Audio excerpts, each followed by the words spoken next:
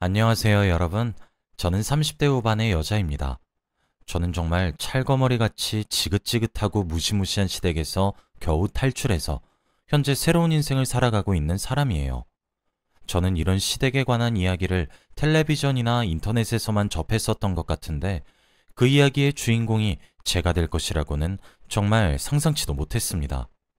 이젠 많이 지나가서 제게 더는 상처가 되지 않는 이야기이기도 하고 여기서 사연을 많이 듣다 보니까 많은 사연들로부터 제가 위로도 많이 받았기 때문에 제 이야기도 누군가에게 위로가 될 수 있지 않을까 하는 생각이 들어서 이렇게 글을 써봅니다. 익명성이란 것이 이래서 좋은 건가 봐요. 저는 사실 지긋지긋한 시댁을 겪으면서 더 이상 누군가에게 제 솔직한 속내를 보이는 것을 어려워하는데 익명이 보장된다는 이유 하나만으로 제 이야기를 이렇게 자유롭게 할 수 있게 되니까 말이에요. 사실 저는 남편과 사별을 했어요. 예기치 못했던 사고였고 예방할 수 없는 사고였어요.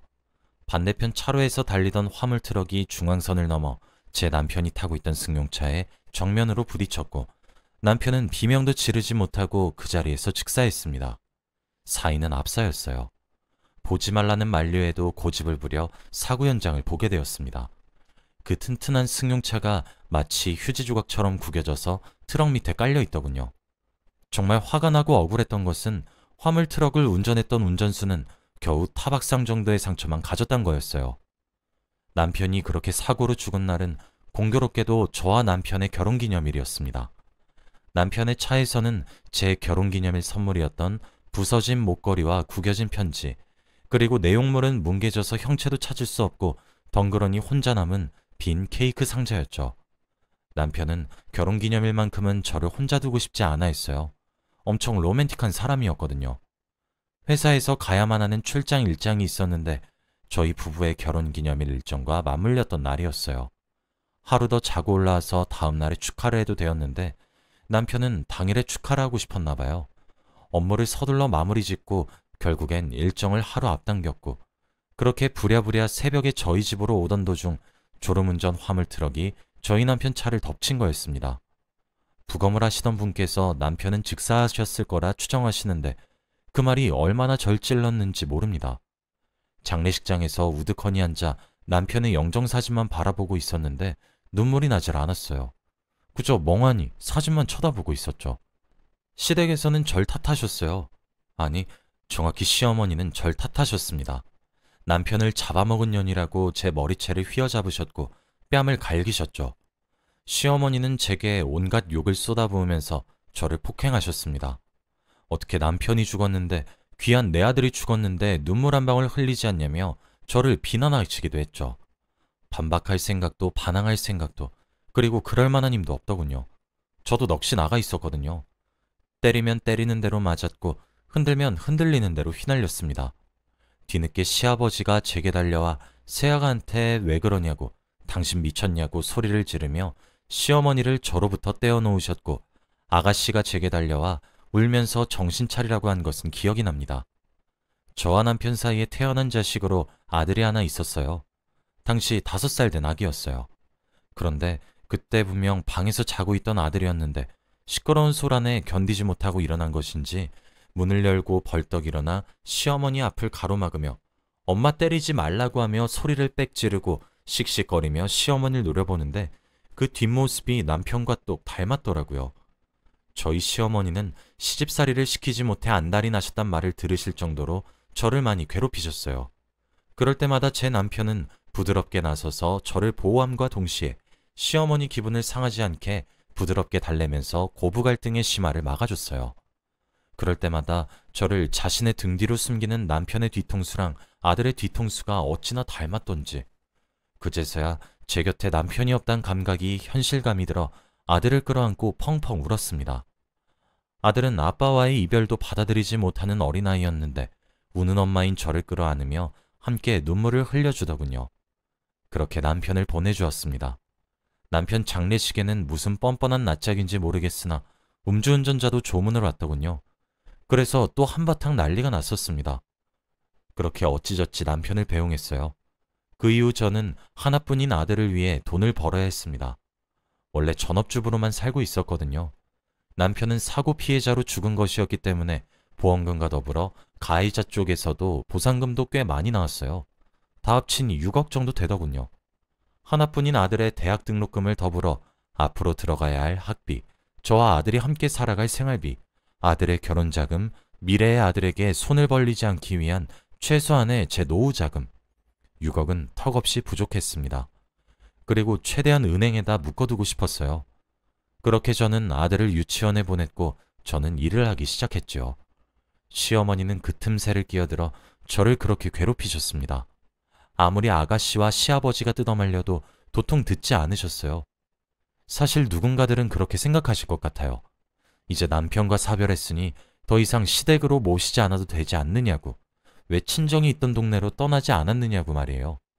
사실 떠나지 않은 것이 아니라 떠날 수 없었던 거였습니다. 남편과 사랑했던 10년 가까이 되는 세월을 보낸 저도 제 아들에게서 남편의 그림자를 찾았어요. 그리고 그날 결혼을 했던 제 자신을 원망했죠. 시어머니에게도 그럴 시간이 충분히 필요하다고 생각했고, 제 아들이지만 시어머니에게 손주이자 죽은 아들의 핏줄과의 인연을 잘라내버리고 싶지 않았습니다.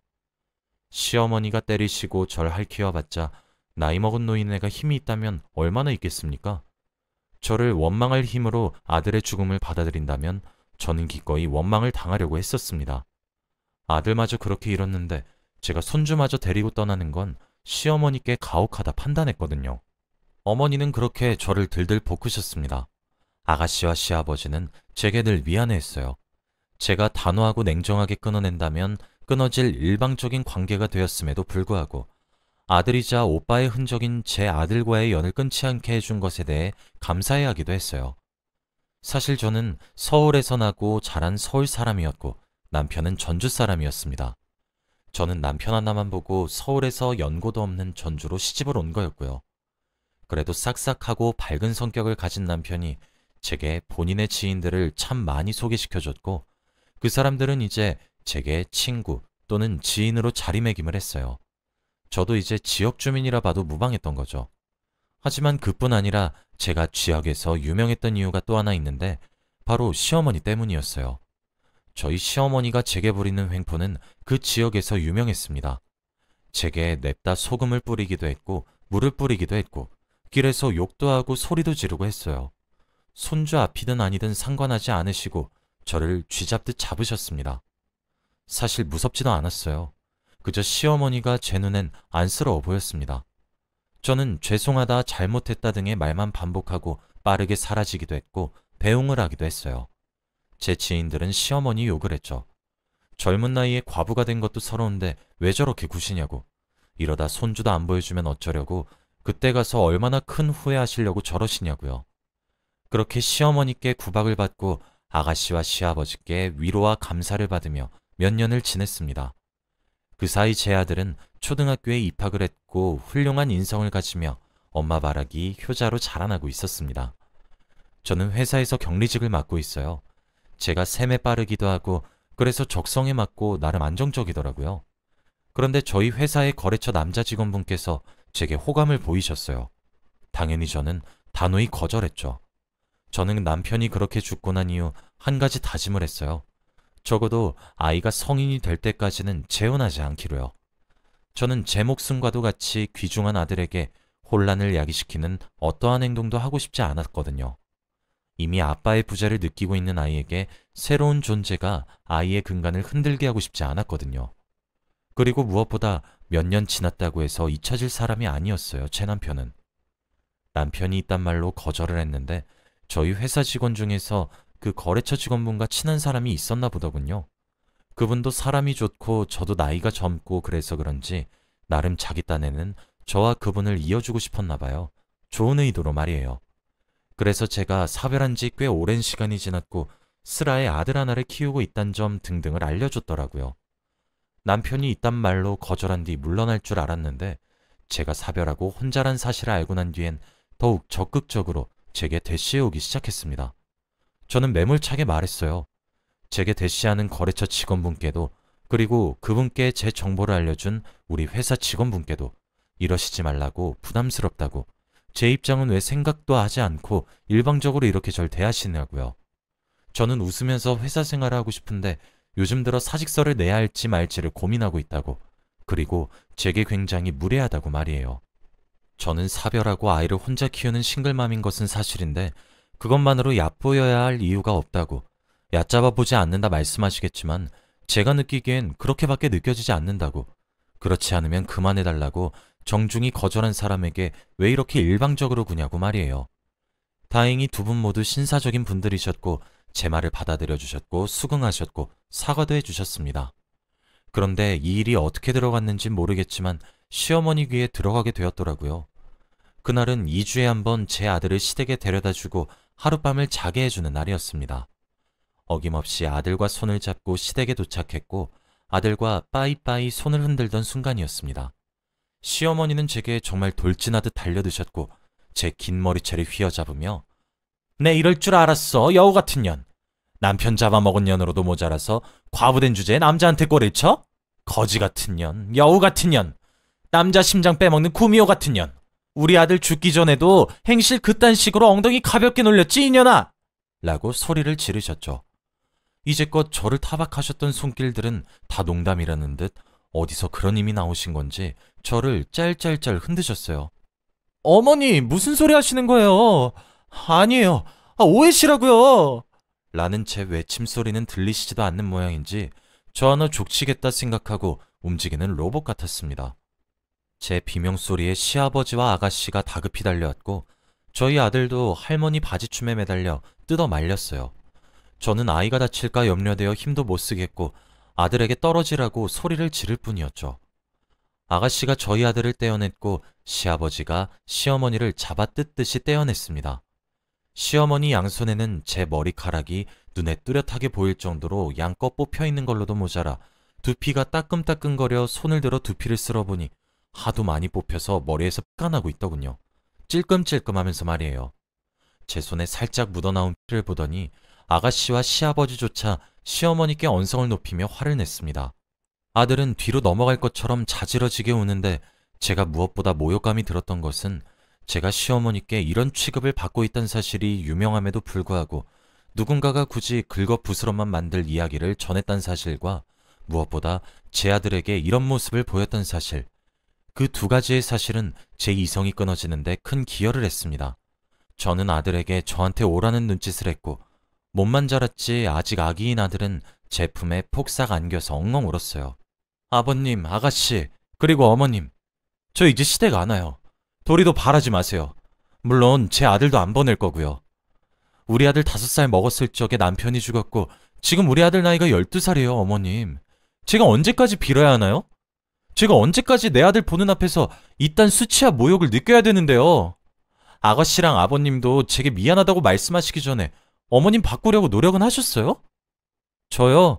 저 어차피 남편도 잃었어요. 제가 그럼에도 불구하고 시댁과 왕래를 계속했던 것은 우리 아들한테 남편 그림자가 너무 많이 짙어서 그거라도 보시면서 위로 받으시라고 그래서 왕래했다고요. 내가 여기서 뭘 더 얼마나 해야 되는데요? 저도 사람이에요. 막말로 내가 지금 재혼하겠다 그럼 제 결정 막으실 명분이라도 가지고 계세요?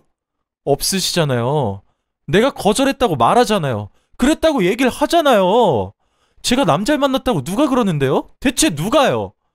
수십 개 눈깔 앞에서 거절했고 더하시면 사직서까지 내겠다 으름장을 놓고 왔어요. 내가 오늘은 또 뭘 그렇게 죄를 지었길래 아들 앞에서 이렇게 절 가만히 못 두세요? 7년이란 세월? 절대 안 짧아요. 저는 평생 할 도리 압축해서 했다고 칠 거예요. 더는 저한테 연락하지 마세요. 저도 부모님 있어요.